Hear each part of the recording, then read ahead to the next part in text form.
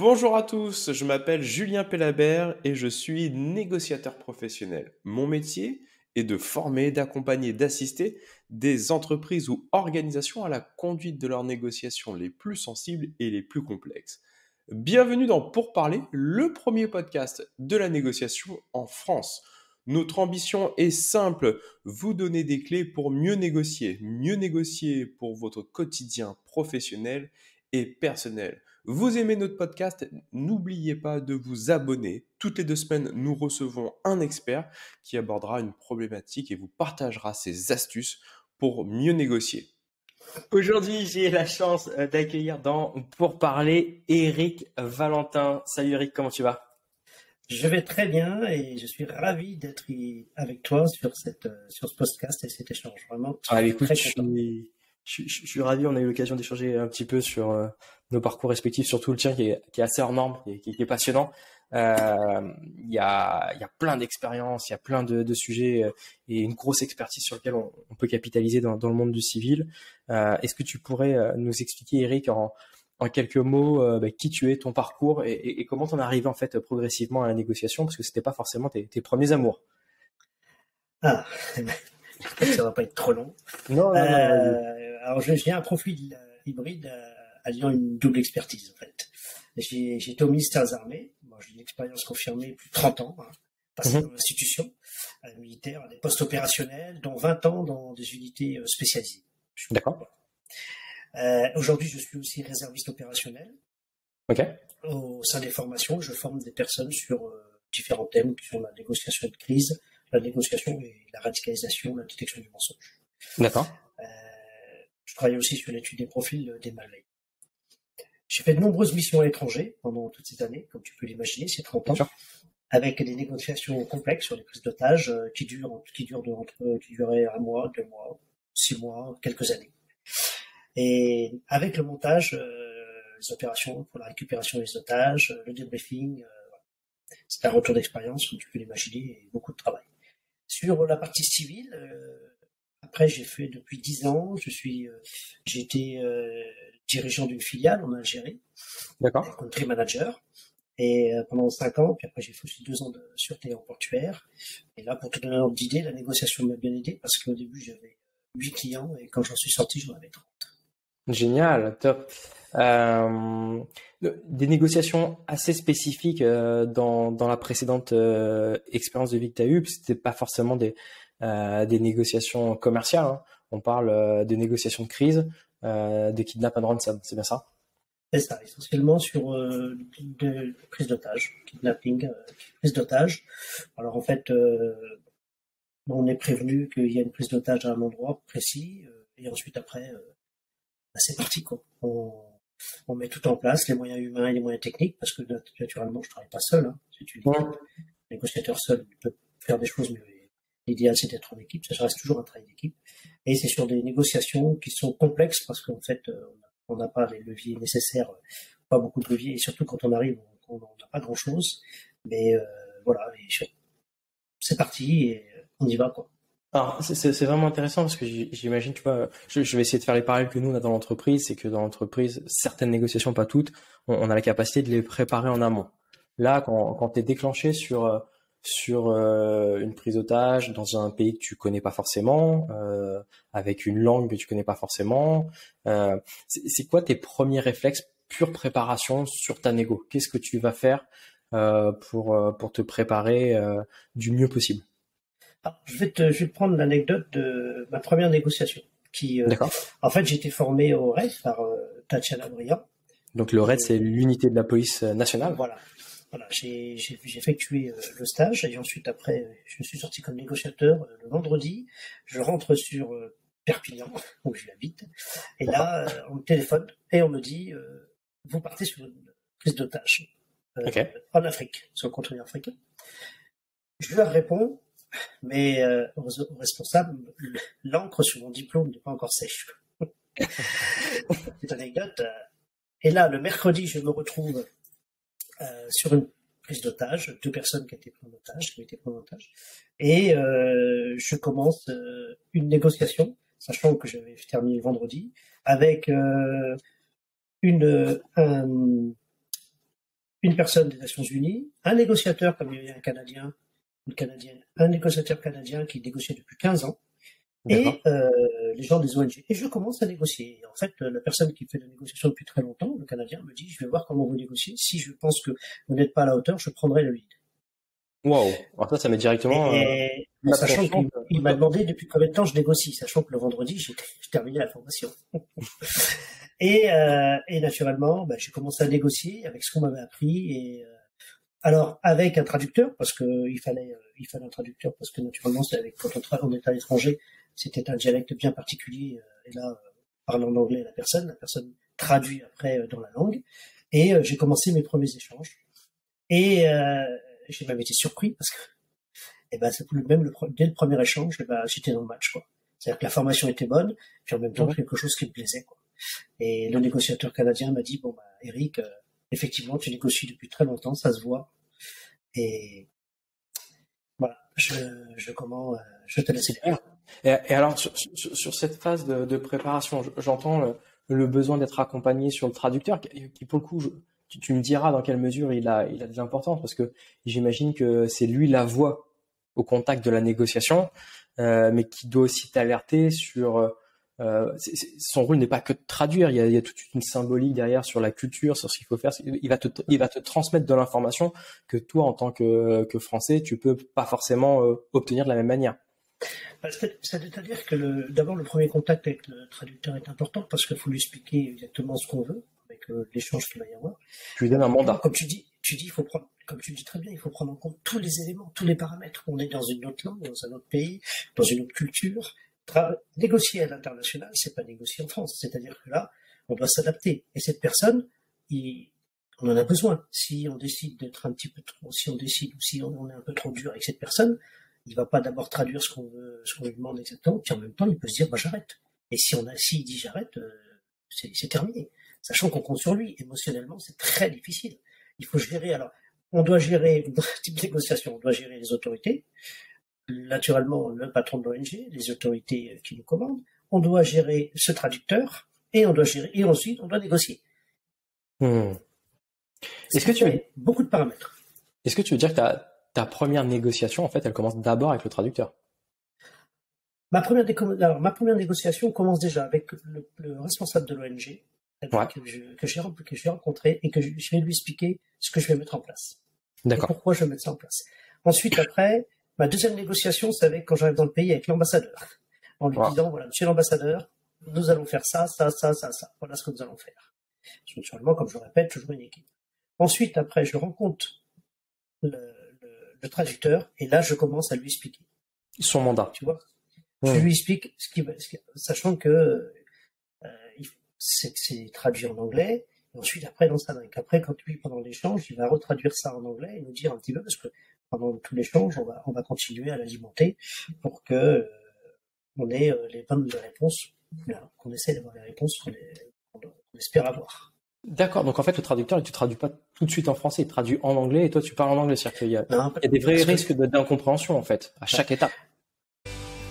Envie d'apprendre à mieux négocier pour améliorer votre futur professionnel et personnel? Rejoignez le premier et unique programme de formation à la négociation globale en France. Ce parcours réunit 12 des plus grands experts français de la négociation, anciens chefs de la cellule de négociation du RAID, du GIGN, enseignants à Harvard, experts en psychologie et détection du mensonge, criminologue, préparateur mental. Le parcours est certifiant, avec une certification reconnue par l'État et 100% éligible au compte personnel de formation. C'est-à-dire que c'est 0 € de reste à charge pour 99% de nos apprenants. Alors à tout de suite sur négociation-global.com. Alors, ce qui se passe, c'est que le traducteur, toutes nos conversations sont enregistrées. Ouais. On va les réécouter après. D'accord. Et on va même te dire qu'on va réécouter ce que dit le traducteur, parce que quelquefois le traducteur, il dit pas exactement ce qu'on a envie de dire ou il dit autre chose. Et ensuite, il peut y avoir certaines incompréhensions. Mais déjà, il faut vraiment faire attention et gérer ce traducteur, gérer ses émotions. Parce que là, on peut vraiment partir, on peut aller du moins à l'inverse de ce qu'on veut récupérer, il peut y avoir des non-sens, ça peut être très compliqué. Très, très intéressant. Est-ce qu'on peut revenir sur cette notion de préparation? Comment est-ce que tu prépares? Tu commences la préparation quand tu es dans l'avion? en partant pour l'autre pays? C'est quoi tes premiers réflexes? Et est-ce que la préparation mentale aussi est quelque chose que tu intègres dans cette préparation pure négo? Oui, alors on se prépare, alors toute une équipe, il y a toute une équipe, c'est ce qu'on appelle une petite cellule de crise qui est mise en place, qui nous donne des éléments. Alors au début, ça arrive de partout, les informations, ce qui fait beaucoup un flux d'informations. Il va falloir trier ces informations. Et en fait, si c'est le premier appel, alors si une négociation vient de commencer, ça va, mais si c'est une négociation comme je suis allé, qui dure depuis 6 mois, voire 1 an, on arrive sur des appels, notre premier appel, nous, va être différent peut-être de ce qui a été fait auparavant, mais cette préparation est très importante. On doit vraiment, on doit connaître surtout les otages, ça faut les connaître parfaitement. On doit connaître les preneurs d'otages, c'est-à-dire on doit essayer d'avoir un maximum d'informations sur les preneurs d'otages. D'accord. Et avec tout ça, et ensuite après, on va mettre en place cet appel qui va, mais sans la préparation mentale. C'est quoi la préparation mentale? C'est se dire voilà, je vais sur quelque chose, je suis sur un inconnu, c'est une prise d'otage. Comme Vincent, je pense que tu le sais, on l'a souvent entendu, toute prise d'otage est différente. Bien sûr. On peut jamais faire un copier-coller, pardon, passe mon expression, sur une prise d'otage. Dire voilà, je vais commencer mon premier entretien. Et moi, ce qu'il y a, c'est que je fais toujours des études, ce que j'appelle une baseline, une étude de profil. Bien sûr. À partir du moment où j'ai la personne au bout du fil, qu'il soit au téléphone ou que ce soit alors que je l'ai en visuel, mais je vais tout de suite faire cette étude de profil qui va me permettre de savoir à qui j'ai affaire. Et ensuite, on va commencer cette négociation, sachant que je n'ai pas les leviers, je n'ai pas une colonne d'assaut en levier. Moi, je me rappelle, il n'y a pas une colonne d'assaut en disant, écoute, si ça se passe mal, regarde ce qu'il y a dehors. Moi, dehors, non, c'est un climat de confiance et c'est parti. Ah, c'est intéressant ça. C'est une expression, je crois, de Jean-Pierre Vera qui parle de négociation captive et négociation non captive. C'est que les négociations captives, effectivement, t'as ton retranché, ton forcené qui prend un otage, mais qui est entre 4 murs, et de l'autre côté de la porte, il a une colonne. Toi, en fait, au moment où tu négocies, tu ne sais pas où sont les otages et tu sais même pas sûr que ton interlocuteur soit au contact des otages. Alors, voilà, les premières difficultés, c'est de récupérer ce qu'on appelle ouvrir un canal et de récupérer le bon canal. Pourquoi? Parce ça arrive de partout. Quelquefois, quand c'est le début, plusieurs personnes viennent te voir en disant moi j'ai l'otage, j'ai l'otage. Et en fait, il faut pouvoir confirmer qu'il y a l'otage. C'est ça qui est important. Pourquoi? Parce qu'en fait, ils veulent récupérer, ça peut être une contrepartie quelle qu'elle soit. Donc il faut confirmer ça, c'est le plus important. Et c'est difficile. Alors j'ai déjà parlé des otages, mais souvent on a des preuves de vie, on a très peu d'otages. Pourquoi? Parce que avec les moyens dits techniques, ils arrivent et ils disent ils vont nous localiser. Voilà. Du coup, on a des preuves de vie. On fait des demandes et on a des preuves de vie. Ce qui est important, c'est dans toute cette négociation, c'est de savoir qu'il a l'otage et que l'otage va bien.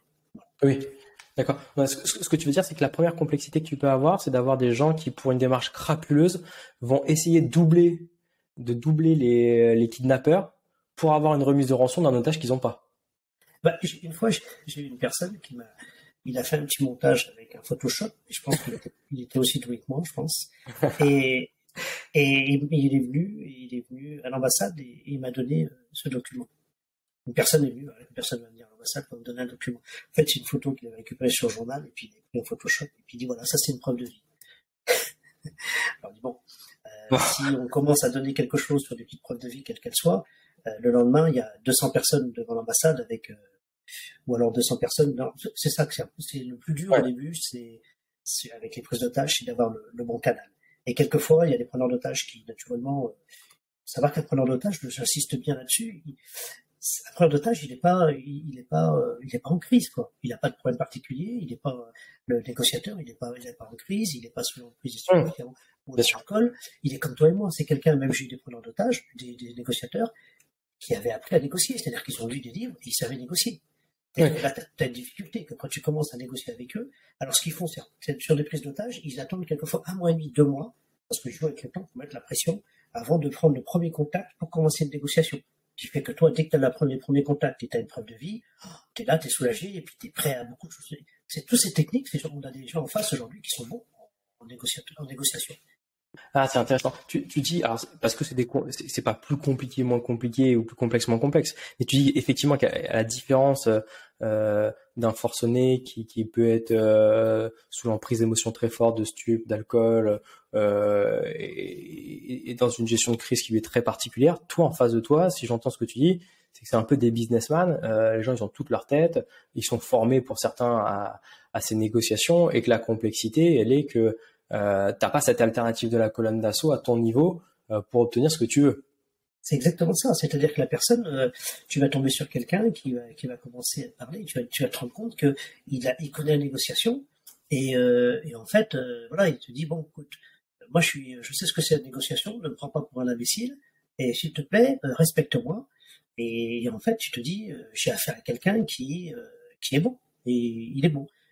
Et j'ai pas cette colonne d'assaut. Les leviers que moi je vais utiliser, ça va pas être ces leviers, ça va être des leviers sur ce qu'il va me dire naturellement. Mais c'est plus difficile. Au début, c'est la prise de contact. Les premiers contacts sont très difficiles parce qu'en fait, on sait pas trop qui on a affaire. Et il y a un jeu de part et d'autre de pouvoir dire voilà, c'est moi le responsable, c'est moi qui maîtrise, c'est moi qui. Au début, cette petite et dès que cette prise de contact et puis qu'ensuite le profil est fait, et ben, alors c'est pas des négociations, ce sont pas des négociations qui sont, en général, elles peuvent être dures, mais c'est surtout des négociations, je dirais, ça s'appelle ça des négociations subtiles, quoi. On a affaire à des gens, tu vois, il y a des petites phrases de temps en temps, des petits mots, il peut y avoir de l'humour, ça peut surprendre. Moi, un jour, un négociateur m'a dit, si tu veux, après la négociation, on ira manger au restaurant. Et je lui ai dit, oui, il n'y a aucun problème, on ira manger ensemble. La personne, parce que bon, c'est quand même certains, ce sont des terroristes. La personne qui était à côté de moi m'a dit, mais j'arrive pas à comprendre ce que tu fais. Tu vas pas aller manger au restaurant avec cette personne. Tu vois, tu pas le ressenti. Tu m'avais raconté cette anecdote et j'avais trouvé ça génial parce que tu m'avais dit ce qui était pour toi à ce moment-là la différence entre l'empathie et la sympathie. Et qui était effectivement, qui était dans cette capacité d'empathie et de lui dire mais avec grand plaisir pour prendre un verre ou pour aller dîner au restaurant derrière et pas du tout dans de la sympathie parce que la réalité c'est que si tu l'avais eu en face à face, il y aurait peut-être pas eu la même tournure. Ah oui, c'est ça. C'est qu'en fait, moi, je me suis toujours soucié. Dès que j'étais sur une opération, sur une prise d'otage, et j'ai peut-être quelquefois heurté ou choqué d'autres personnes qui étaient déjà sur place et que j'ai relevé, qui étaient sur les négociations, parce que nous, on prend des négociations qui sont déjà depuis quelques mois, et ces négociations, 1 mois, 2 mois, 3 mois, et quand on arrive, on a déjà des responsables sur place qui ont fait du très bon travail. Mais moi, je me suis toujours soucié des otages. Et je leur ai dit aux personnes, le plus important, c'est les otages. Il faut qu'ils sortent. Il faut qu'ils rentrent chez eux. Je sais qu'il y a des contreparties, que ça reste du business, qu'il y a ci, qu'il y a ça. Mais le plus important, il faut qu'ils rentrent à la maison. Et quand on les récupère et qu'on les débriefe et qu'on voit dans l'état qu'ils sont, c'est pour ça, en fait, c'est ça qui est important, c'est les otages. Et moi, je discute avec une personne au bout du fil et je me dis, voilà, je dois faire de l'empathie, je dois faire de l'écoute active, il va me donner des choses intéressantes. Et les leviers, je les ai utilisés. Moi, j'ai fait en sorte d'utiliser les bons leviers parce que les leviers, c'était quoi? Le levier, il faut que les gens rentrent à la maison. Il faut que les gens rentrent. Je disais, une fois un négociateur, ça faisait 1 an et demi qu'il était dessus quand je suis arrivé sur la négociation. Je lui ai dit, ça fait 1 an et demi, t'as de la famille, mon levier, c'est t'as la famille, t'as des amis, tes enfants, tu vois tes enfants, faut que moi je rentre chez moi, faut que toi tu rentres chez toi. Tu vois, ça c'est des leviers, c'est la vie, c'est la réalité. Et ça, la personne m'a dit, et ça c'est un levier, tu remets les gens dans la vraie vie. Ouais, tu vas sur la similarité, le partage de valeurs communes. C'est vraiment intéressant de l'appréhender comme ça. Sur ces négociations, j'imagine qu'elles durent assez longtemps, qu'il y a une temporalité qui est très différente. Et d'un côté, tu vois, tu dis, je négocie avec des gens qui sont potentiellement des businessmen, ça veut dire que ils attendent forcément quelque chose de toi. Ils attendent forcément. Oui. Ils ont fait excuse-moi l'abus de langage, mais ils ont fait un job et ils attendent d'être rémunérés pour le job qu'ils ont fait. À peu de choses près. Alors, les contreparties sont souvent les différentes contreparties. Tu comprendras que je ne pourrais pas aborder de ce sujet, mais dans les détails. Mais une contrepartie, c'est les politiques ou autre chose. Les contreparties politiques sont très difficiles parce que c'est à haut niveau. C'est dogmatique. J'ai souvent des prises d'otages où j'arrivais sur une contrepartie politique avec tout simplement une libération de personnes. Et ben c'était difficile parce que la libération de personnes, ça ne dépend pas de nous, ça dépend du pays qui décide ou pas de libérer les personnes. Et ça, ces contreparties, ça pose vraiment un problème. Après, il y a Alors, on Bien peut sûr. me demander un sauf-conduit, un document qu'un pays peut faire pour la personne quand il a terminé, il rend les otages, et ben à ce moment-là, on lui donne un sauf-conduit, ça c'est facile à voir. Mais quand c'est de l'humain, on l'a bien vu en Israël quand il a été enlevé, le soldat, les Israéliens, ça a été 1000 personnes pour le récupérer. Et les contreparties, quand c'est du politique, c'est vraiment, on ne le maîtrise pas. Bien sûr. C'est vraiment très Euh, difficile. Comment tu gères cette temporalité? Parce que ta négociation la plus longue, ça a duré combien de temps? Tout à l'heure, tu parlais d'un an et demi, Ouais, la plus longue qu'on est parti, ça a duré 3 ans. 3 ans, mais t'es pas Et complètement dédié à cette négo, toi, tu fais d'autres choses entre En temps. fait, voilà, c'est ça. Parce que, en fait, la négo, je pars entre 3 et 4 mois sur la négo. D'accord. Ensuite, il y a un autre négociateur qui vient. En fait, on est relevé, on peut pas tenir, sachant qu'il y a des appels réguliers, on peut pas tenir parce que la pression c'est difficile. Et les prises de contact, c'est tous les combien en moyenne? C'est toutes les semaines, tous les mois? Ça peut être tous les Non, jours? moi, dès que je peux, j'appelle le preneur d'otage. J'entretiens, je crée un climat de confiance et je suis arrivé sur une prise d'otage un jour et j'avais un négociateur qui était là. Il m'a dit, bah, écoutez, un peu surpris, il m'a dit, moi, on l'a pas appelé les preneurs d'otages depuis 15 jours, on n'a rien à lui dire. Moi, je lui ai dit, ah bon, vous avez rien à lui dire? Il dit non, j'ai rien à lui dire, parce qu'en fait, on était sur du marchandage, tout simplement. Ouais. Et je lui ai dit, écoutez, bah, moi, je vais l'appeler, je vais lui poser des questions, comment ça va, comment il va, comment vont les otages, comment il va lui. Et puis, il était très surpris. Et en fait, après, je l'appelais tous les 3 jours, le preneur d'otages. Et il me dit, vous avez pas de bonnes nouvelles? Si, j'ai toujours de bonnes nouvelles à vous annoncer. Moi, d'abord, je veux prendre de bonnes nouvelles à vous. Je prends de nouvelles des otages et j'ai toujours de bonnes nouvelles. Je préfère, et ça, il y a pas de, en fait, il peut y avoir quand même des coupures. Quelquefois, il peut y avoir des coupures de 15 jours, 3 semaines, la personne dit, parce que, en fait, si tu prends l'exemple, par exemple, des négociations qui sont en Afghanistan, la personne qui est ce qu'on appelle un porte-parole, il n'est pas tout à fait le preneur d'otage, il est un PP, un porte-parole. Lui, il dit, ce que vous m'avez dit, je vais le soumettre à la Shura. Et ensuite, après, là, ils vont discuter, et là, ils discutent, et ensuite, il revient. Bon, naturellement, lui, il téléphone d'un endroit, il nous appelle à un endroit, ensuite il se déplace, il faut peut-être 2, 3 jours, 4 jours pour se déplacer, il y a la réunion qui est mise en place, et ensuite il faut 4 jours pour... du coup, là, on sait qu'on a entre 8 à 10 jours, voire 15 jours, entre 2 appels, et ça, par contre, ça pose un problème, parce que nous, on est tributaires. On voudrait, alors on montre pas qu'on veut aller vite, mais on veut quand même récupérer nos otages. Ah, c'est intéressant cette gestion du temps de cette manière. Comment est-ce que toi quand t'appelles, ça veut dire que tu viens travailler cette notion de lien, d'empathie, et j'imagine qu'en fait sur certains calls, tu parles même pas de récupérer les otages ou autre. T'es vraiment sur tous les sujets qui sont en parallèle sur la création de liens pour le moment où tu vas aborder ces sujets, que c'est davantage d'impact. Alors, tu préfères, quelquefois, j'ai un peu choqué, y compris le traducteur et les gens qui étaient autour, même les responsables, parce que je soumets à chaque fois des appels, je lui dis, voilà, prochain appel, on va faire ça, ça, ça. Ils me disent, mais attendez, on comprend pas et tout. Moi, par exemple, tu vois, je l'appelle et je dis, voilà, on va appeler le preneur d'otage et lui demander un petit peu quel est le protocole de libération. D'accord. Il me dit, mais vous pouvez m'expliquer, là, je comprends pas, on est toujours pas, on sait ce qu'il veut. On sait ce qu'il veut en contrepartie. On n'est pas du tout d'accord. Il faut parler du protocole de libération. J'ai dit oui. Pourquoi? Parce qu'à un moment donné, ça va se terminer. Et quand ça va se terminer, lui, je suis en train de lui mettre dans la tête qu'il faut que ça sorte, il faut que ça se termine. Et ensuite, quand ça va se terminer, on va pas commencer à parler du protocole de libération. S'il commence à m'en parler, au début, il raccroche. Il dit non, je veux pas vous parler. La fois d'après, je recommence avec le protocole de libération. Et on commence à parler du protocole. Bon, écoute, on va les prendre, on les amène à un endroit, ils vont être délestés à un endroit, on va faire un échange différé, pas un échange en direct, trop dangereux. Et tout ça me permet de l'amener tout doucement parce que l'accord, il va avoir lieu, ce que je lui dis, il faut du temps. Voilà comment et ça a étonné des responsables, ils m'ont dit, mais, et en fait, quand ils entendent les réponses du preneur d'otage, ils disent, mais c'est incroyable. Il commence à parler du protocole de libération, alors qu'il n'est pas du tout d'accord sur le deal. Ah, c'est génial. C'est-à-dire que tu as fait ton ancrage, ton induction d'un sujet, d'une idée, et qu'en fait, au fur et à mesure, ça va devenir une réalité. Alors, moi, je pense que c'est ça, l'être humain, foncièrement, quelle que soit notre position sociale, il est bon, l'être humain. L'être humain, on n'est pas né en étant tous négatifs. Alors, on a un parcours de vie différent.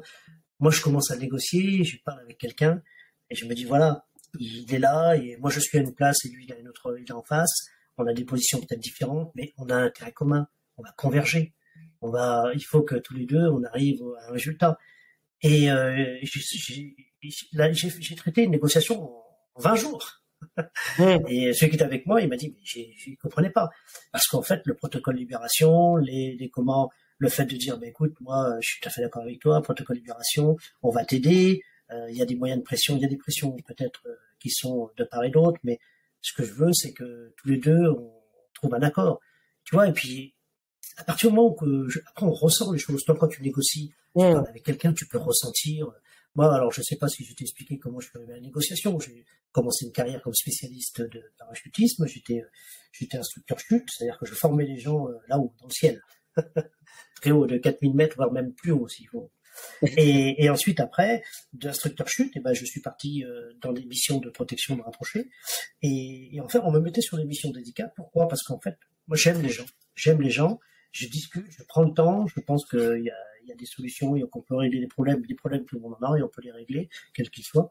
Et c'est pour ça qu'on m'a mis on m'a mis sur la négociation et que j'ai trouvé ça extraordinaire pour avoir fait pendant quelques années. Et surtout, je me dis, voilà, je pars négocier avec quelqu'un, c'est pas un ennemi, quoi. Ça reste, ça l'est, hein. Quelquefois, j'ai négocié avec des terroristes. Mais c'est un être humain. Et en fait, moi, je dois arriver à ramener ces personnes.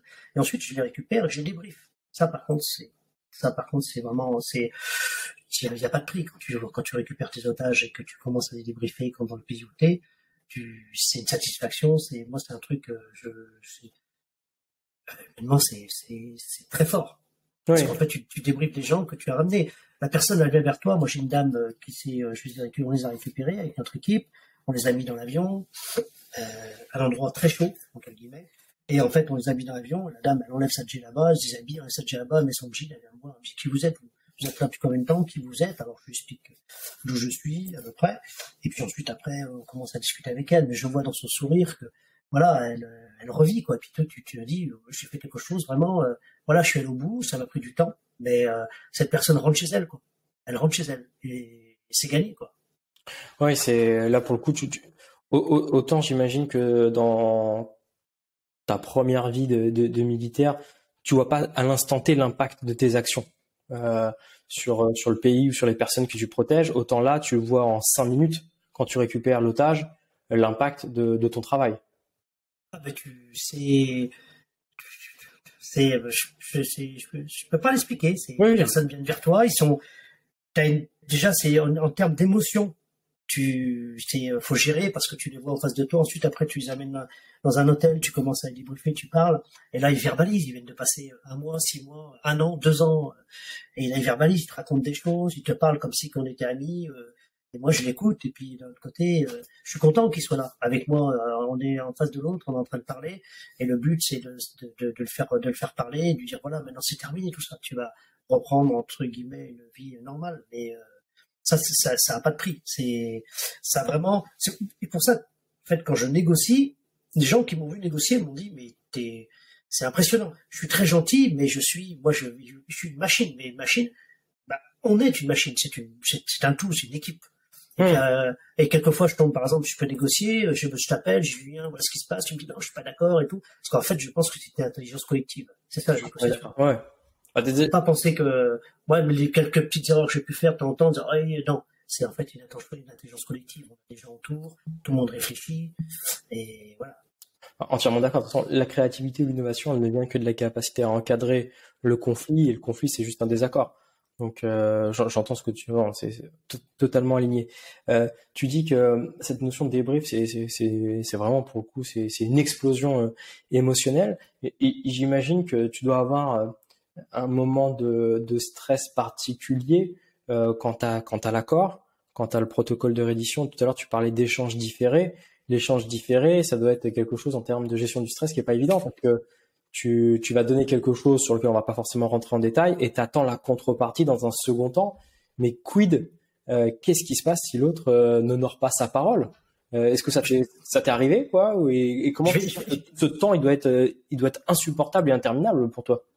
Alors, tu vois, j'en ai des frissons en racontant cette anecdote parce que celle-là, elle vaut son pesant d'or. Oui, les gens te voient pas, parce que moi je te vois, on est en caméra. Là, ça tes émotions depuis tout à l'heure, c'est fort. Parce que là, tu vois, un jour, ben, on a une contrepartie, quelle qu'elle soit, à donner, et en fait, un haut responsable appelle le responsable, qui dit au responsable sur place, dans le pays où on était, je vais vous passer Eric. Parce qu'en fait, si tu préfères les contreparties, sont souvent différées. Pourquoi? Parce que les contreparties sont différées. Parce que les gens, on sait dans certains pays, il y a des gens qui sont pas très honnêtes avec la contrepartie. Et du coup, ça leur permet à eux de faire le point sur ce qu'ils vont récupérer. En gros, c'est ça. Et en fait, le responsable dit, voilà, on va donner une contrepartie. Dans 48 heures, on récupère les otages. Donc toi, tu donnes le premier et t'attends dans un second temps. 48 heures. Est-ce que tu as bien entendu? 48 heures. Et là, il appelle le responsable. Moi, je n'étais pas le responsable. Ensuite, après, le responsable dit, bon, je vous passe Eric. Et là, la haute autorité me dit, écoute bien la phrase. Eric, pouvez-vous m'assurer que nous allons récupérer les otages dans 48 heures? Il pose une seule fois la question. Et là, je lui réponds, avec ce que j'ai mis en place, notre équipe. Je lui dis, écoutez, dans 48 heures, nous récupérons nos 6 otages. Il m'a dit, très bien. Il a raccroché. Pendant 48 heures, je peux te dire, pendant 48 heures, c'est pas facile. Ben non. Mais quand je lui ai répondu... Comment tu gères ce temps? Alors d'abord, parce que je lui ai répondu avec ce qui avait été mis en place avec le preneur d'otages, j'étais serein. D'accord. Mais on reste quand même des êtres humains et on peut se tromper, ça tu vois. Ouais. Et en fait, à 48 heures, quand on a fait le montage, on a été récupérer les otages, la grille s'est ouverte et on a récupéré nos 6 otages. Ils étaient en face de nous, les 6 otages. Je peux te dire, mais pendant ces 48 heures, honnêtement, c'est quand même pas facile. Alors, comment tu gères ça? Les gens viennent te poser la question. Alors, Eric, t'en es où? Il te reste 24 heures? Toujours aussi serein? Voilà, bon, après, voilà. Mais, écoute, moi, j'ai confiance à la personne. Après, c'est avec un type de personne. Si je vais travailler sur l'Amérique du Sud, là, ce sera pas les mêmes personnes. Mais non, moi, la personne qui est en face de moi, à chaque fois que j'ai répondu oui, et, j'ai récupéré les otages, et c'était toujours en différé. On a fait 2 fois en direct, mais en différé, et on n'a jamais eu de problème, nos otages. Je dis pas que c'est un business, et de toute façon, il sait très bien que, voilà, l'accord est là. Les gens sont là depuis longtemps. N'oublie pas que quand tu as des otages, il faut les nourrir, il faut les garder en vie, tout ça, ça te prend du temps, ça te prend de l'énergie, du temps, et en fait, voilà, je savais qu'on était au bout du bout, et voilà. Mais, quand j'ai répondu oui, je me suis dit, ça a intérêt à fonctionner. Sinon, pour être honnête, au fond de moi, je me dis, ça a intérêt à fonctionner. Mais bon, oui, voilà, écoute, oui, mais il faut répondre parce qu'on me pose la question. Si tu dis non, la contrepartie ne sera pas donnée, quelle qu'elle soit. Et en fait, tu récupéreras pas tes otages. Et puis de l'autre côté, tu sens bien que la personne, à un moment donné, moi je lui dis, moi les otages, c'est bon, je vais te les rendre. Moi ça y est, c'est fait, je te les rends, il n'y a aucun problème. C'est vraiment intéressant. C'est vrai que tu as raison de préciser que sur du kidnap and ransom classique, maintenir des otages vivants, ça a un coût, les garder, faire en sorte qu'ils puissent vivre, à la différence d'un kidnap and ransom en cybersécurité où tu peux bloquer de la data plus longtemps et t'as pas de coût à proprement parler. Ouais. Je vais te raconter une autre anecdote sur une prise d'otage où il y a une personne que je rencontre qui me dit, voilà, il y a un otage qui a été exécuté. Et voilà, un otage a été exécuté, et il nous reste plus beaucoup d'otages. On a un qui a été exécuté, on est désolé, mais voilà. Parce qu'en fait, on est bloqué, il a été exécuté. En fait, je lis les échanges, sans être négociation. Je lis les échanges, j'interviens sur cette négociation. Tu récupères la négociation en cours, c'est ça? Voilà, je récupère, et la personne, je lui dis, écoute, moi j'ai lu les échanges, et c'est là qu'il faut voir. Soit tu es dans l'écoute, ou alors quand tu arrives à interpréter des choses que dit un preneur d'otage. Je lui dis, ils ont pas exécuté l'otage. Ils ont fait un ultimatum, ils ont simulé une exécution. Il me dit, si, les otages ont vu la personne se faire exécuter. Alors je lui demande, quel est le montage? Explique-moi le montage de l'exécution. Ah, moi je vais dans les détails, je dis, explique-moi le montage. Je me dis, voilà, il y avait 4x4, ils ont mis un autre 4x4 devant, et ils ont exécuté la personne devant. Ils l'ont mis à genoux, ils l'ont exécuté. Et moi, j'ai tout simplement, après, je dis pas que on peut se tromper, mais avec du bon sens. Mmh. Ils ont mis un 4x4 devant un 4x4. Je dis, déjà avec l'angle, quand tu es derrière les autres otages, pour voir à travers le premier véhicule, déjà le premier véhicule qui est devant, et ils l'ont mis à genoux, ils ont entendu un coup de feu. Mais est-ce qu'ils l'ont vraiment exécuté? Est-ce que pour eux, connaissant en plus les gens qui avaient enlevé ces otages, je me suis dit, et en fait, j'ai dit non. Puis après, dans les échanges, c'était bizarre. Ils parlaient pas de rendre les 5, les 6, les 4, les 3. Ils parlaient des otages. C'était toujours toujours comme les mêmes échanges qu'il y avait au début, parce que j'ai pu lire. Mmh. Et en fait, je lui ai dit, écoutez, à la personne, on va pas tergiverser, je vous prépare un appel, on va l'appeler de suite, et on va lui dire qu'on va récupérer les otages, et rapidement, parce qu'il va vous les rendre. Il m'a dit, vous venez de quelle planète, vous? J'ai dit, je viens de la planète, la même que la vôtre. Mais voilà, moi je sens les choses et voilà, je peux me tromper, mais on va essayer. Je dis, ça vous coûte quoi? On appelle le preneur d'otages et on lui dit, écoutez, on va récupérer tous nos otages et rapidement. Vous savez ce qu'il répond? Tu sais ce qu'il répond? Il répond, effectivement, ça y est, vous avez mis du temps quand même. Et les gens ils avaient pas lu, ils avaient pas lu entre les lignes, entre guillemets. Et puis, ce petit montage, ce genre d'ultimatum et de menace, parce que l'ultimatum et des menaces, on en a. Bien sûr. Quand ça commence à tarder, c'est juste la menace et l'ultimatum, c'est simplement pour reprendre la main. Ils veulent reprendre la main, ils disent, voilà, on va faire l'ultimatum. L'ultimatum, quand j'ai eu un ultimatum, je leur ai dit, l'ultimatum est à 22h, peut-être tel jour, et je donnais ça aux autorités. Alors, naturellement, on me demandait mon avis. On me dit, qu'est-ce que vous en pensez? J'ai dit, attendez, un ultimatum reste un ultimatum. C'est vrai qu'on avait quand même des informations sur le groupe en question, savoir comment il se comportait. On avait un groupe qui se comportait un petit peu, s'ils sont un peu durs, on sait qu'il peut se passer des choses. Si c'est un groupe à qui on avait déjà affaire, on se dit, bon, eux, ça m'étonnerait qu'ils fassent quelque chose. Voilà, Alors, cette notion d'ultimatum, c'est une menace qui est larvée dans le temps pour les gens qui nous écoutent. Donc, c'est une menace avec une contrainte de temps. Comment est-ce que, toi, dans ce métier de négo pour le service, tu gérais l'ultimatum? Est-ce qu'il y avait une volonté de prise de contact juste avant l'ultimatum pour les décharger émotionnellement de passer à autre chose, comme on pourrait entendre dans certaines unités qu'on a sur le territoire? Est-ce qu'il y avait d'autres stratégies? J'imagine que bien évidemment, ce qu'il ne faut pas faire, qu'on va retrouver dans toutes les menaces, c'est de challenger l'ultimatum. Tu bluffes Bartoni. Je t'insulte pas de cette question. Et plus comment tu le gères, quoi. Alors l'ultimatum est donné à un moment donné. On sent que au niveau de l'échelon, ça monte un petit peu. Et honnêtement, quand tu as l'habitude, tu sais que tu dis ok, il est au bout du bout, et l'ultimatum va tomber. Et là, l'ultimatum tombe. Là, en ces cas-là, l'ultimatum tombe. Moi, dès qu'il tombe, il dit voilà, moi, demain à 14h, si j'ai pas une réponse positive sur ce que je veux, je tue l'otage. Et en fait, s'il est bon négociateur en même temps, il va pas parler trop longtemps, et je tue l'otage et il raccroche. Comme ça, nous, naturellement, on a les éléments. Nous, ce qu'on fait, c'est qu'on prend en compte l'ultimatum qu'il vient de nous donner. Moi, naturellement, la pression vient déjà dans un premier cercle. Le premier cercle a déjà une pression. Moi, je leur dis, écoutez, il n'y a aucune pression. On va donner ça aux responsables qui, eux, savent qu'il y a un ultimatum, que demain, à telle heure, il va faire du mal à l'otage. Et ce que je fais, moi, quelques heures, je rappelle. Et je continue mon entretien. Et je ne fais pas du tout, je parle pas d'ultimatum, mais je continue l'entretien. Et il me dit, mais tu sais qu'il y a un ultimatum demain à 14h. Et moi, je continue ma discussion sur les différents sujets que j'ai pu, naturellement, que je vais travailler sur. Et je continue comme ça. Et en fait, c'est un moment de pression qu'il a eu, il veut nous mettre la pression.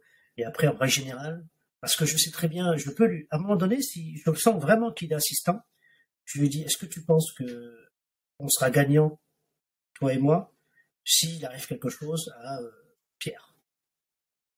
Tu vois, c'est des choses, en plus je baisse au niveau d'intensité, je suis dans l'émotion, et là il dit oui, mais bon, vous comprenez rien, un truc, il crie. Je dis écoute, réfléchis à ce que je viens de te dire. Est-ce que tu penses vraiment que c'est vraiment ce qu'il faut faire, voilà, sachant que les bonnes nouvelles vont arriver, on est tous les deux, on veut la même chose, tu vois, et c'est ça, c'est important, c'est cette relation. C'est vraiment intéressant, c'est-à-dire que toi, tu te synchronises sur une posture très basse, tu ne le menaces à aucun moment, mais tu l'avertis des conséquences et tu lui fais part de toute l'avancée de la négociation et de tout ce qui a été fait depuis le départ que vous avez co-construit à deux. pour le ramener à une phase de rationalisation un peu plus C'est importante. ça. Et en fait, comme je te dis, l'être humain, il n'est pas. Qu'est-ce qu'il va faire à un moment donné, même s'il reste une position haute, à un moment donné, il va redescendre. Il se rend compte que, voilà, c'est la réalité, c'est quoi? C'est que il a voulu nous faire peur, il veut nous faire peur, on a bien compris, mais qu'il y a eu des choses de faites et qu'on va y arriver. Et il faut simplement. Et surtout, je suis sur une posture basse. Et je ne le provoque pas. Parce qu'on sait jamais je le provoque pas. Moi, je le connais, même si je discute avec lui depuis un certain temps ou pas, je fais très attention. Parce que je reviens toujours à ce que je te dis tout à l'heure, je me soucie des otages. Ma priorité, c'est les otages. Moi, c'est ça ma priorité. À chaque jour qui passe, je pense à eux. Parce que je sais quand je vais les récupérer, entre ce qu'ils ont subi et tout, je pense à eux chaque jour. Je me dis chaque jour, il faut qu'ils sortent. Ça, si tu préfères, c'est un mantra. Voilà. Ah ouais, c'est un mantra, c'est les otages. Alors c'est pour ça qu'en fait, tu vois, nous, on a une particularité. C'est qu'on va négocier sur le terrain. On va au bout du monde. On va à l'endroit. Quand un preneur d'otage, il dit, t'es où, toi? Ah ben, moi, je suis à tel endroit. Je suis à 100 bornes de chez toi. Je suis à 200 bornes de chez toi. Ah bon? T'es là. Moi, je suis pas à un endroit, je sais pas, moi, je peux rester à Paris, dans un bureau. À Paris, dans un bureau, puis le soir à 19h, tu rentres à la maison et tu vis. Non. Moi, on est à 200%. Et cette équipe, cette machine qui est mise en place, moyens humains et techniques, elle est là, ça roule au compresseur. C'est que, voilà, ils vont sortir. Il le ressent, ça, que t'es pas très loin, que t'es à quelques kilomètres, que t'es... Bah, il pose des questions. T'es où? Ah, t'es à tel endroit? Ouais, mais t'es à tel endroit? Ouais, je connais, ouais, je suis là. Attention, hein, il faut faire attention, mais on va au plus près. Alors, on va au plus près, alors ça peut être des risques. Moi, j'étais dans un endroit où on a été attaqué, ils pensaient qu'on avait une contrepartie, ils nous ont attaqué, des gens... les forces de l'ordre nous ont attaqué dans le pays où on était, les forces de l'ordre nous ont attaqué pour essayer de récupérer une contrepartie qu'on n'avait pas, pour te donner un ordre d'idée. C'est pour ça que tu vis pas que la négociation, quoi. À un moment donné, il dit ok, on se fait attaquer, pourquoi? Parce qu'ils disent peut-être qu'ils ont des choses, ces gens-là, et on va la reprendre. Ah, c'était les forces de l'ordre sur place, carrément. Les forces de l'ordre sur place qui sont déguisées en brigands. Et en fait, quand ils sont déguisés en brigands, ils ont piqué le coffre. Ils sont attaqués, ils ont piqué le coffre, l'anecdote. Et le lendemain, on va les voir avec la clé du coffre. Et le patron de la police nous dit, on ouvre le coffre, il nous dit, allez voilà, on saute. Ouais. Et on lui dit, mais de quoi vous parlez? Et là, l'anecdote, quoi. Et en fait, c'est une vie un petit peu avec plein d'anecdotes et surtout, mais sur le coup, tu te dis, voilà, ils ont essayé ils ont piqué le coffre, ils ont attaqué le bureau, nous, ils ont essayé de rentrer, on était avec l'ONG, ils ont essayé de rentrer, ils n'ont pas réussi à rentrer, on a protégé les personnes, mais, ça peut être un peu compliqué quelquefois. Je comprends. Quelle a été de toutes les négos que tu as pu faire dans les environnements très différents, quelle a été la négo la plus complexe que tu as eu à mener et elle venait d'où cette complexité pour toi? La négo la plus complexe que j'ai pu mener, c'est la négo qui dure depuis très longtemps et où le preneur d'otage reste sur des positions où la contrepartie, surtout du politique, pour ainsi dire, impossible, où ils demandent de libérer des personnes et les personnes ont du sang sur les mains. Et là, tu sais, même en faisant tout ce que tu veux avec le pays concerné, en ayant des accords, tu pourras difficilement récupérer ce qu'il veut. Et quand lui, tu essayes de le faire glisser sur autre chose, il reste là-dessus, il a gueubouté sur cette contrepartie, sur ces libérations, parce que naturellement, il veut récupérer ses frères d'armes. Et là, c'est très difficile parce que tu peux avoir tous les leviers, mais là, c'est quand même, c'est très, très difficile. Oui, là, t'étais sûr. Après, on peut jouer sur le levier, sur le fait que les leviers sur les otages, après, avec le temps, il y en a, au niveau de la santé, ils se disent à un moment donné, si l'otage devient être malade ou voire à mourir, j'aurai plus rien, quoi. Ouais, en fait, c'est dès que c'est plus du business, mais que ça devient dogmatique, c'est là que la complexité est, c'est quand les valeurs s'opposent, en fait. Les valeurs s'opposent, et là, même si tu travailles beaucoup, tu travailles sur la personne, sur l'humain, il comprend plein de choses, tu arrives à le remettre un peu dans la réalité, on est quand même sur une demande qui est, on va ainsi dire, irréalisable. Irréalisable. Sachant que si tu en demandes 10 et que tu en as 2 qui ont du sang sur les mains, tu peux en avoir 8. 8 te dit non, j'en veux 10. Je veux ces 10 prisonniers, je veux qu'on les libère. Et là, ça devient difficile parce que après, c'est politique. Tu veux faire quoi? Oui, c'est pas dans ton mandat que tu as à ta disposition. Ouais, c'est pas en ton mandat, mais il faut arriver à lui faire comprendre que tu peux quand même avoir du monde, tu peux avoir ça, et avec ce qu'il a, les deux autres, ils les auront pas. C'est pas dans ton, enfin, c'est pas toi qui décides, mais c'est pas dans ton portefeuille. Toi qui a négocié à l'international, Eric, est-ce que tu as, et sur des méridiens extrêmement différents, est-ce que tu as senti des grosses différences en fonction d'une culture ou d'une autre, ou en tout cas, à l'inverse, des points communs, des manières de percevoir la vie qui sont toujours les mêmes? Je te dis ça, la dernière fois, j'avais la chance de parler à ça avec un négociateur professionnel qui me disait que, tu vois, cette notion d'humilité, de respect, c'était une valeur universelle. Sans singer l'autre, si tu arrivais à ce dénominateur commun de respect, tu avais un accélérateur de processus de négo qui était incroyable. Ouais, je suis tout à fait d'accord avec lui. C'est tout à fait ça. C'est-à-dire que tu auras une culture différente. Ce qu'il faut faire, c'est quand tu arrives déjà, c'est savoir à qui tu as affaire, observer, déjà s'adapter avec la culture et puis les us et coutumes. Tu arrives dans un pays, il faut un certain temps.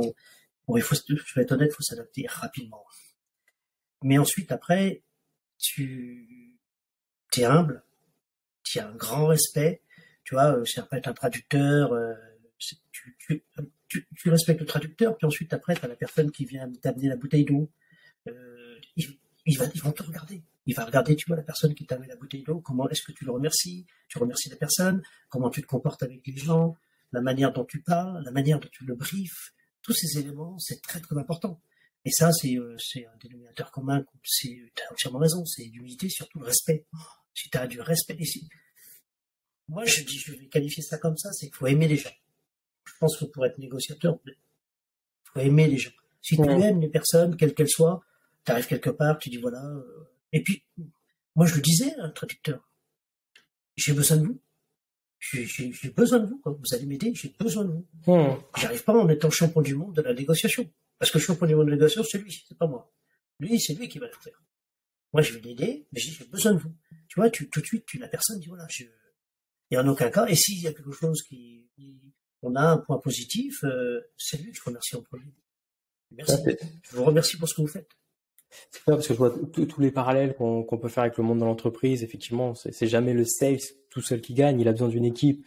Il a besoin d'être à l'écoute à tous les niveaux de l'entreprise, des personnes qui travaillent avec lui ou en face. Et ce que tu dis, c'est un message qui est extrêmement fort. Est-ce que tu pourrais, sans trahir de secret des dieux, nous raconter un échec de négo, si tu en as eu, et à quoi il a été lié pour toi? La précipitation, à une étape pas respectée, à un problème de compréhension de l'autre, d'ego, sur lequel tu as eu du retour. Tu te dis, cette négo, ça peut être un échec dans la négo qui t'a fait perdre du temps, hein, sans forcément. Tu vois ce que je veux dire? Non, alors en fait, je préfère les négos qu'on a pris avec les moyens humains et techniques, en règle générale. En règle générale, je dis l'équipe, hein, on est à 95% de réussite. Après, quand il y a en l'échec du négo, c'est ce que je t'ai dit tout à l'heure, c'est la contrepartie politique. D'accord, oui. La contrepartie politique, c'est en fait, elle n'est pas. Moi, quelquefois, les gens m'ont dit oui, je te trouve sympa avec le preneur d'otages et tout. Alors tu peux, mais j'ai jamais, j'ai eu de la chance, j'ai pas eu de problème avec à chaque fois des gens. J'ai eu des problèmes sur sa demande. Sa demande, il me demande quelque chose de bien particulier, il me demande un sauf-conduit, il enlève des personnes, il me demande un sauf-conduit pour partir. Et je lui dis oui, mais le sauf-conduit, le président du pays en question nous dit non, je ne demande pas de sauf-conduit. Et là, il me dit moi, c'est la condition. Je veux ça, ça et ça, et je veux un sauf-conduit. Mais le sauf-conduit, et naturellement, je ne vais pas faire. Il est du pays, je ne le fais pas avec une signature. Tu peux essayer de faire des. Tu sais très bien qu'en négociation, c'est des êtres humains. Moi, je ne joue pas. Il n'y a pas de faux. Je lui dis, mais écoutez, le sauf-conduit, et je ne mens pas. Je lui dis, écoutez, la personne, je lui dis, le sauf-conduit du pays en question, on ne peut pas l'avoir. Et là, c'est un blocage. C'est un blocage. Après, j'essaye naturellement de lui expliquer qu'il pourra peut-être vivre très bien vivre dans ce pays sans sauf-conduit, ce qui va être difficile, parce que tu comprends bien. Ça, par exemple, tu vois, c'est pas dans notre main. Et t'as une phrase très très forte, hein. Je l'ai noté. J'ai jamais eu de problème avec les personnes, mais avec les demandes, effectivement, on peut bien différencier le problème de la personne. moi, à chaque fois que on a eu je suis arrivé sur des négociations, les gens me disent, oui, cette personne, il est comme ça, comme ça, comme ça, comme ça, comme ça. Il avait fait naturellement. Alors, ensuite, il avait un profil qui a été fait, son profil a été fait par des psys. Donc, quand j'ai commencé à discuter, je prends naturellement en compte ce que disent les spécialistes, parce qu'ils sont là et ils font très bien leur travail. Mais après, moi, dès que je commence une négociation, je me fais moi-même je fais de moi-même le profil et puis j'essaye de, voilà, je commence pas à me dire, voilà, il est comme ça, parce qu'en fait, ça va fausser, il va le ressentir, quoi. Et oui. Le ressenti en discussion, comme on le fait, là, le ressenti est impressionnant. Moi, je ressens les choses comme la personne ressent les choses en face. Oui, on en avait largement parlé, là, il y a 3 ans, 4 ans, quand on s'était rencontrés pour la première fois. On avait échangé là-dessus. Et j'avais beaucoup apprécié, d'ailleurs, ce retour. Et les gens qui veulent te trouver, Eric, pour travailler avec toi, en quelques mots, tu fais de la formation, du conseil? Alors, aujourd'hui, je fais de la formation en négociation dite globale, c'est-à-dire en négociation commerciale. J'ai fait un parallèle avec la négociation de crise. Je fais pas mal de formations dans ce domaine. C'est-à-dire que je l'explique. Alors, ce sont des techniques qu'ils peuvent mettre en place de suite. Ils mettent en place parce qu'en fait, comme j'ai beaucoup négocié à l'international, je connais un peu le système qui est un peu différent de quand on négocie en France. Ensuite, après, je fais des formations sur la détection du mensonge. Effectivement. En même temps, je le mets un petit peu avec la négociation, je dis voilà, si vous avez quelqu'un qui vous rendez compte, j'en fais aussi un petit peu, c'est sur la radicalisation, c'est la détection des radicalisés. Oui. Je travaille là-dessus, ça c'est un peu touchy, naturellement. Ça fait pas mal de temps, parce qu'on en avait déjà parlé dès le premier. Voilà, je me suis spécialisé sur des entretiens, sur les détecter des radicalisés. Voilà les formations que je fais, et puis l'étude des malveillants. Je suis, il y a 40 ans de terrain. Alors je suis un homme de terrain, si on préfère. Voilà. Mais c'est de l'expérience. Et ça se voit, voilà. L'échange. Je mettrai ton lien pour que les gens puissent te retrouver, Eric Valentin, ou en tout cas sur ton profil LinkedIn. J'ai l'habitude de finir ce podcast toujours par la même question. Eric, alors 40 ans d'études, donc je vais adapter ma question. Tu es un jeune homme. Alors je le dis honnêtement, je suis à l'aube de mes 60 ans. Oh là là. Voilà, sans problème, je le dis, voilà. C'est 60 belles années, je me suis régalé. Si le Eric d'aujourd'hui devait rencontrer le Eric il y a 20 ans ou 40 ans, quel est le conseil que tu lui donnerais? Ce Eric il y a 40 ans, il savait pas que la négociation existait. T'étais déjà militaire dans les rangs à cette époque-là? Je me suis engagé dans l'armée à 18 ans. Eh oui, donc tu étais déjà dans l'armée. Quel est le conseil que tu lui donnerais à ce Eric qui avait 20 ans? Quel conseil je pourrais lui donner? Je lui dirais déjà fonce.